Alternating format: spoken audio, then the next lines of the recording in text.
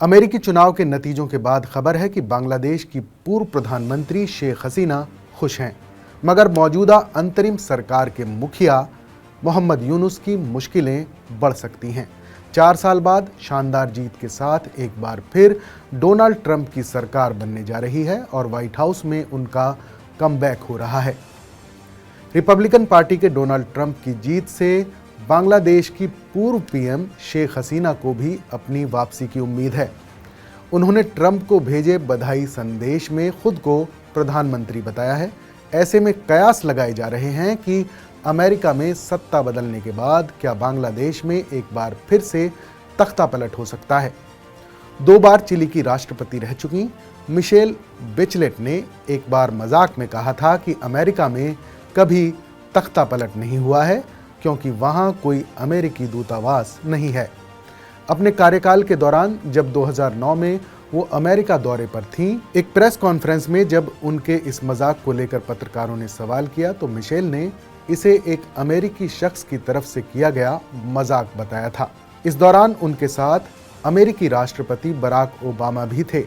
इसके बाद मिशेल और ओबामा दोनों हंस पड़े। दरअसल अमेरिका दुनिया को अपने हिसाब से चलाना चाहता है। कई देशों में अमेरिकी दखलंदाजी देखी जाती रही है।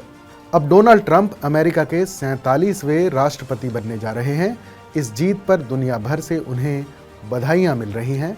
ट्रंप की वापसी से कुछ देशों में बेचैनी बढ़ी है तो कुछ देश खुश हैं। इस लिस्ट में बांग्लादेश भी शामिल है। इसी साल अगस्त महीने में हिंसक आंदोलन के बाद शेख हसीना को प्रधानमंत्री पद से इस्तीफा देने के बाद देश छोड़ना पड़ा था। फिर बांग्लादेश में अंतरिम सरकार का गठन हुआ और नोबेल पुरस्कार विजेता अर्थशास्त्री मोहम्मद यूनुस को इस सरकार का प्रमुख सलाहकार बना दिया गया।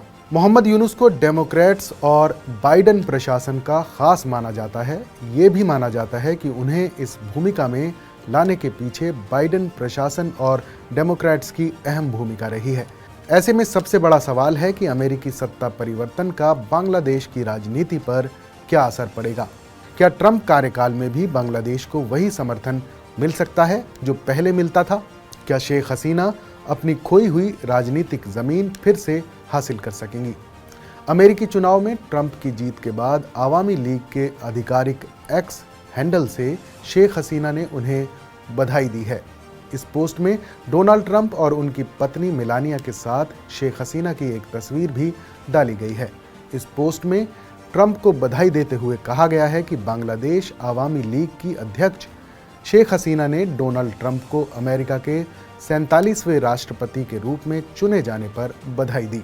उन्होंने कहा कि ट्रंप की शानदार चुनावी जीत उनके नेतृत्व और अमेरिकी लोगों को उनमें जो भरोसा है उसका सबूत है। बयान में कहा गया है कि शेख हसीना ने प्रधानमंत्री के तौर पर उन मुलाकातों और बातचीत को बहुत खुशी से याद किया है जो उन्होंने राष्ट्रपति रहते हुए डोनाल्ड ट्रंप और मेलानिया ट्रंप के साथ की थी। शेख हसीना ने कहा कि वो उम्मीद करती हैं कि ट्रंप के दूसरे कार्यकाल में बांग्लादेश और अमेरिका के बीच दोस्ताना और द्विपक्षीय रिश्ते और मजबूत होंगे। शेख हसीना ने दोनों देशों के आपसी हितों को आगे बढ़ाने के लिए फिर से मिलकर काम करने की प्रतिबद्धता भी जाहिर की है। साल 2016 में डोनाल्ड ट्रंप ने अमेरिकी राष्ट्रपति चुनाव में डेमोक्रेटिक उम्मीदवार हिलेरी क्लिंटन को हराया था। बांग्लादेश में अंतरिम सरकार के मुखिया मोहम्मद यूनुस ने उस वक्त दुख जाहिर करते हुए कहा था कि ट्रंप की जीत एक सूर्य ग्रहण और काले दिन की तरह है। यूनुस का कहना था कि साल 2016 का चुनाव गलत तरह की राजनीति का शिकार हुआ है। उन्होंने ट्रंप को सलाह दी थी कि उन्हें दीवारों की बजाय पुल बनाने और ज़्यादा उदार नज़रिया अपनाने की ज़रूरत है।